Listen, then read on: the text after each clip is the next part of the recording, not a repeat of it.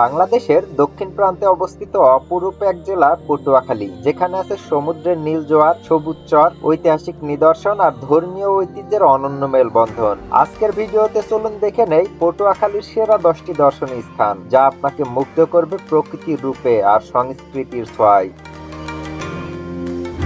বাংলাদেশের প্রতিটি জেলার সৌন্দর্য, ইতিহাস আর অজানা গল্প নিয়ে আমি হাজির হয়েছি আপনাদের সামনে। চলুন ঘুরে আসি নিজের দেশ নতুন চোখে। সাবস্ক্রাইব করুন আর আমার সঙ্গে থাকুন। কুয়াকাটা সমুদ্র সৈকত, ফাতরার চর, সোনাচর,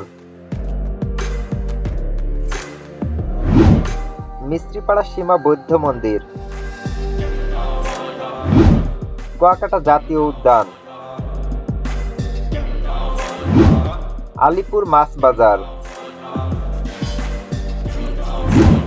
মসজিদবাড়িয়া শাহী মসজিদ, শ্রীরামপুর জমিদার বাড়ি, লেবুর চর, চর বিজয়।